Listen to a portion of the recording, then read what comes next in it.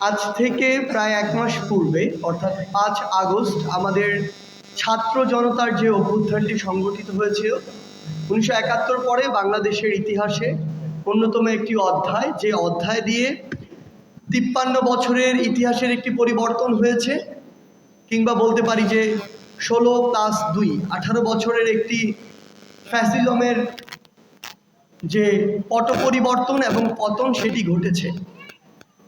আমাদের জায়গা থেকে এখানে বেশ কিছু বিষয় রয়েছে। আসলে আমরা দেখেছি আমাদের এই ছাত্র জনতার অভ্যুত্থানের ১ মাস হয়ে যাচ্ছে। আমাদের যে রক্তের দাগ, সে দাগগুলো কিন্তু এখনো শুকায়নি। আপনি ঢাকা শহরের অন্যতম হসপিটালগুলোতে আজকে যান, আপনি Dhaka medical college, Suhrawardy hospital, orthopaedic hospital থেকে শুরু করে চক্ষু ইনস্টিটিউট, আপনি যেখানেই যান সেই রক্তের দাগ, সেই বুলেটের চিহ্ন, কিংবা ফ্যাসিজমের যে দোষর যারা হাতে ধারালো অস্ত্র নিয়ে রাস্তায় নেমেছিল সাধারণ মানুষ ছাত্র জনতাকে ছিন্ন বিচ্ছিন্ন করার জন্য, সেই রক্তাক্ত দাগ আর ক্ষতচিহ্নগুলো এখনো রয়েছে। এখনো সেই দাগগুলো অনেকে শরীরে নিয়ে রাস্তায় চলছে, কিছুটা সুস্থ হয়ে কিংবা কিছুটা ব্যথা নিয়ে। সেই জায়গা থেকে আমরা মনে করি যে আমাদের এই যে ক্ষত চিহ্নগুলো, এই চিহ্নগুলো আমাদের প্রত্যেকের ধারণ করা উচিত। প্রত্যেকটি মানুষের আলাদা আলাদা একটি ইতিহাস রয়েছে, প্রেক্ষাপট রয়েছে। এই বিগত ২ মাসে একজনের সাথে আসলে আরেকজনের ইতিহাসটি কিংবা অভিজ্ঞতাটি আপনি কখনো এক করতে পারবেন না, কারণ প্রত্যেকে যে ঘটনাগুলো ফেস করেছে সেগুলো একজনেরটি আরেকজনের থেকে ভিন্ন। সেই জায়গায় আমরা শুধু আন্তর্জাতিক মিডিয়া নয়, দেশীয় মিডিয়া নয়, বরং প্রত্যেককে তাদের জায়গা থেকে আমরা অনুরোধ করব, আপনারা এই ডকুমেন্টেশনগুলো করুন। আপনারা দেখুন কিভাবে নিষিদ্ধ গুলিগুলো দিয়ে আমার ভাইয়ের বুকটি ঝাঁঝরা করা হয়েছে, কিভাবে পুলিশ ওই লিথাল গুলিটি, জনগণের টাকায় কেনা গুলিটি বাংলাদেশের ছাত্র জনতার মেরুদণ্ডে বিদ্ধ করার জন্য, জীবন নেয়ার জন্য ব্যবহার করেছে। এটি অবশ্যই বাংলাদেশ যতদিন থাকবে বাংলাদেশের ইতিহাসের পাতায় এটি লেখা থাকতে হবে। এটি যদি লেখা না থাকে তাহলে পরবর্তীতে এই আওয়ামী লীগ কিংবা অন্য কোনো দল আবার একইভাবে এই ফ্যাসিজমের, এই ফ্যাসিবাদের ধারক ও বাহক হয়ে উঠবে। তাদের এটি জানা থাকা উচিত, মনে রাখা উচিত মানুষ কতটা ঘৃণা ভরে এই ফ্যাসিস্ট সরকারকে প্রত্যাখ্যান করেছিল, কত নির্লজ্জভাবে তারা যখন এই ফ্যাসিবাদটি চালিয়েছিল, মানুষ কিভাবে এই ফ্যাসিবাদের পতন ঘটিয়েছিল। আমরা চাই আপনারা এই ডকুমেন্টেশনটি করুন। আমরা ভাবছিলাম যে ৫ই অগাস্টের পরে ১ মাস হয়ে গিয়েছে, বিভিন্নজন বলছিল যে আমরা একটি বিজয় র্যালি করতে পারি কিনা, কিন্তু আমাদের অধিকাংশ ভাইরা, বোনেরা, ছাত্র জনতা তাদের জায়গা থেকে স্পষ্ট করে জানিয়ে দিয়েছে বিজয় র্যালি, বিজয় মিছিল করার সময় এখনো হয়নি। এই বাংলাদেশে যে ফ্যাসিস্টের পতন ঘটেছে সেই জায়গা থেকে এই দগদগে ক্ষতগুলো রেকটিফাই করে এমন একটি বাংলাদেশকে যতদিন না আমরা বিনির্মাণ করতে পারছি, যতদিন না এই বাংলাদেশ গণমানুষের বাংলাদেশ হয়ে উঠছে, আমরা আমাদের অধিকারগুলো ফিরে না পাচ্ছি, সিস্টেমগুলো আবার নতুন করে পুনর্গঠিত না হচ্ছে, মানুষ যে মানবিক কিংবা তার সাংবিধানিক সুবিধাগুলো পায় সেগুলো যতদিন নতুন করে পাওয়া শুরু না হচ্ছে, ততদিন কোনোভাবেই এমন একটি বিজয় মিছিল করা প্রাসঙ্গিক নয়। এটি আমাদের স্পিরিটের সাথে যায় না, আমাদের এই ছাত্র জনতার অভ্যুত্থানের চেতনার সাথে যায় না। সেই জায়গা থেকে আমরা এই মুহূর্তে সবচেয়ে গুরুত্বপূর্ণ মনে করি আমাদের সেই ভাই বোনদের যারা এই ফ্যাসিস্ট সরকারের পতনের জন্য, আওয়ামী লীগের এই দুর্বিষহ শাসন ও শোষণ আমলের পতনের জন্য নিজের রক্ত দিয়েছে, জীবন দিয়েছে।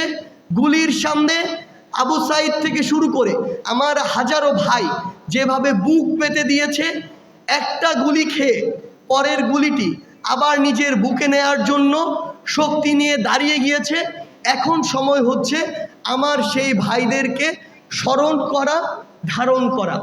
সেই জায়গা থেকে আমরা মনে করি যে আগামীকালকে ৫ই সেপ্টেম্বর পুরো বাংলাদেশের প্রত্যেকটি জেলা, প্রত্যেকটি উপজেলা, প্রত্যেকটি ইউনিয়ন থেকে শুরু করে মহানগরের প্রত্যেকটি সেক্টর যেভাবে এক একটি যুদ্ধের সেক্টর হয়ে উঠেছিল সেই 5ই আগস্টের দিন কিংবা তার পূর্বের দিনগুলোতে, সেভাবে আগামীকালকে আবারও আমার ওই শহীদ ভাইদের স্মৃতিকে, স্পিরিটকে নিজের মধ্যে ধারণ করে আমার ওই যে আহত ভাইগুলো এখনো হাসপাতালের বিছানায় কাতরাচ্ছে, আমার যে ভাই বোনগুলো তাদের হাত হারিয়েছে, পা হারিয়েছে, চোখ হারিয়েছে, তাদেরকে স্মরণ করে, তাদের স্মৃতিকে ধারণ করে আমরা আগামীকাল 5 সেপ্টেম্বর আমাদের ছাত্র জনতার অভ্যুত্থানের 1 মাস পূর্তি উপলক্ষে আমরা একটি শহীদি মার্চ করতে চাই।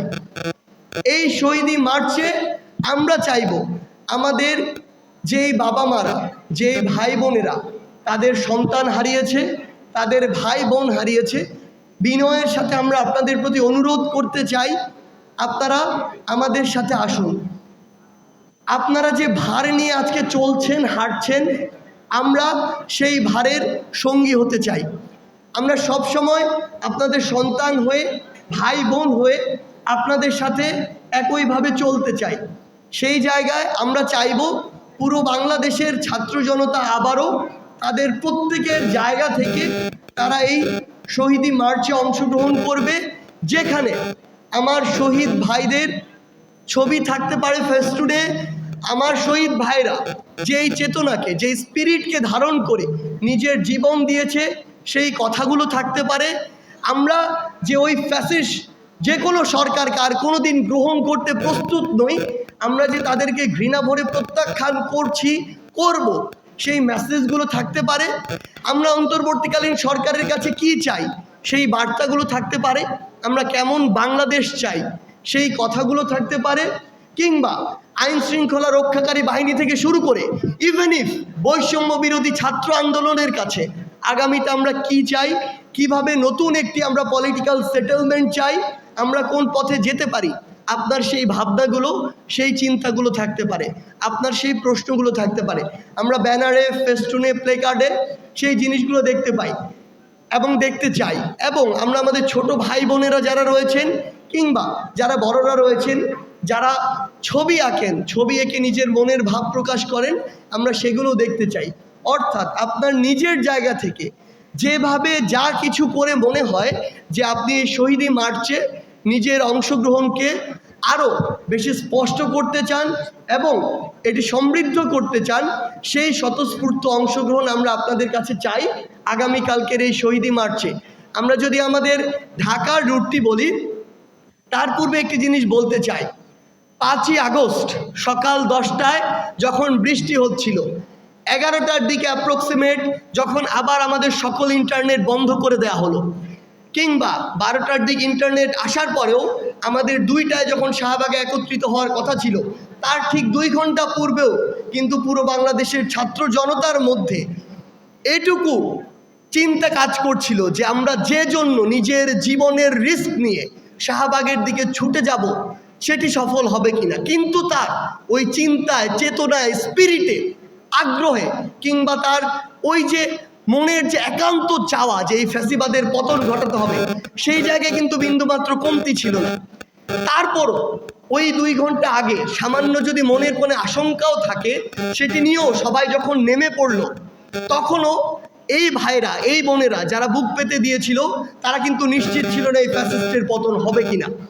কিন্তু 3 দিক থেকে, ওই উত্তরার দিক, উত্তরা বিএনএসের দিক থেকে বলি, বসুন্ধরা, রামপুরা, বাড্ডা, বনশ্রী, প্রগতি সরণির ওই 1 নম্বর 2 নম্বর সেক্টরের দিক থেকে বলি, কিংবা আমার এই চিটং রোড, শনিরাখড়া, যাত্রাবাড়ি এই একটি সাইড দিয়ে বলি, এই 3টি সাইড সহ পুরো ঢাকার সকল রাস্তা দিয়ে যখন এক প্রকার আবাবিল পাখির মতো লক্ষ লক্ষ মানুষ রাস্তায় নেমে আসে, তখন ওই ফ্যাসিস্ট সরকারের পতন হয়, তারা দেশ ছেড়ে পালাতে বাধ্য হয়।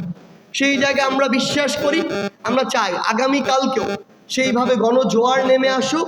এবং আমরা আমাদের জায়গা থেকে একটি জিনিস বলতে চাই, যে যেখান থেকে যেভাবেই পারেন, আমাদের ঢাকায় সেন্ট্রালি আমাদের এই শহীদি মার্চটি শুরু হবে ঢাকা বিশ্ববিদ্যালয়ের রাজু ভাস্কর্যের সামনে থেকে। আমরা চাই এই পয়েন্টগুলো থেকে, ঢাকার প্রত্যেকটি পয়েন্ট থেকে আপনারা চাইলে ব্যক্তিগত উদ্যোগে আসতে পারেন, আপনারা চাইলে ওই পয়েন্টগুলো থেকে একত্রিত হয়ে আবার আপনাদের ব্যক্তিগত কোনো উদ্যোগে নির্দিষ্ট কিছু যানবাহনের মাধ্যমে আসতে পারেন। এটি আপনারা নির্ধারণ করবেন। এটি আগামীকাল বিকাল 3টায় ঢাকা বিশ্ববিদ্যালয়ের রাজু ভাস্কর্যের সামনে থেকে শুরু হবে। আমি রুটটি বলছি, আমাদের শহীদ মার্চের রুট হবে রাজু ভাস্কর্য থেকে শুরু করে নীলক্ষেত হয়ে নিউ মার্কেট, কলাবাগান, এরপরে ধানমন্ডি পার হয়ে মানিক মিয়া এভিনিউ হয়ে, অর্থাৎ সংসদ ভবনের সামনে দিয়ে ফার্মগেট, কাওরান বাজার, শাহবাগ, আবার রাজু ভাস্কর্য হয়ে আমাদের জাতীয় শহীদ মিনারে গিয়ে শেষ হবে। এবং সেখানে আমরা প্রত্যাশা করি আমাদের শহীদ পরিবারের একজন মা, একজন বাবা, একজন ভাই, একজন বোন তাদের জায়গা থেকে তাদের চাওয়াগুলো বলবেন, তাদের অনুভূতিগুলো বলবেন এবং পরবর্তী বাংলাদেশের তরুণ প্রজন্মের কাছে, ছাত্র জনতার কাছে তারা কি চান সেটি তারা তাদের জায়গা থেকে উপস্থাপন করবেন। কেমন একটি বাংলাদেশ তাদের প্রত্যাশা, আমরা কিভাবে তাদের পাশে তাদের সন্তান হয়ে, ভাই বোন হয়ে থাকতে পারি আগামীর প্রত্যেকটি দিন, সেই জিনিসগুলো তারা তাদের জায়গা থেকে উপস্থাপন করবেন। এবং আমরা আপনাদের কাছে অনুরোধ করি, বিনীত অনুরোধ করি, বাংলাদেশের যারা মিডিয়া কর্মী ভাইরা রয়েছেন, আমরা বিশ্বাস করি আপনারা অধিকাংশই আপনারা আপনাদের যে জার্নালিজমের যে স্পিরিট সেটি আপনারা ধারণ করেন। আপনাদেরকে বাধ্য করা হয়েছিল, চেপে ধরা হয়েছিল, আপনাদের পাবলিশ করা নিউজটি মুছতে বাধ্য করা হয়েছিল। আমরা আমাদের আন্দোলনের সময় দেখেছি সত্যি একটি হেডলাইন যখন গিয়েছে কয়েক মিনিট পরে সেটি মুছে দেওয়া হয়েছে। কোন ফ্যাসিস্টের চাপে এগুলো করা হয়েছে এটা আমরা জানি, কিন্তু এখন আপনাদের এই বাধাগুলো নেই। আমরা চাই আপনারা হসপিটালগুলোতে যান, আমাদের যে ভাই বোনগুলো এখনও কাতরাচ্ছে এই ডকুমেন্টেশনগুলো আপনারা করুন। এগুলো ইতিহাসের সবচেয়ে বড় অংশ হয়ে থাকবে। ৭১-এ এই আধুনিকায়ন ছিল না, এই মিডিয়া ছিল না, আমার এই প্রচার মাধ্যম ছিল না, এখন আছে। এখন যদি আজকে থেকে ১০০ বছর পরে আমরা সত্যি তথ্যগুলো পুরো বাংলাদেশের পরবর্তী প্রজন্মের সামনে না তুলে ধরতে পারি, এই ব্যর্থতার দায়ভার, এই লজ্জার দায়ভার, এই সীমাবদ্ধতার দায়ভার আমাদের প্রত্যেককে নিতে হবে, যার ভার অনেক শক্ত, যার ওজন অনেক বেশি।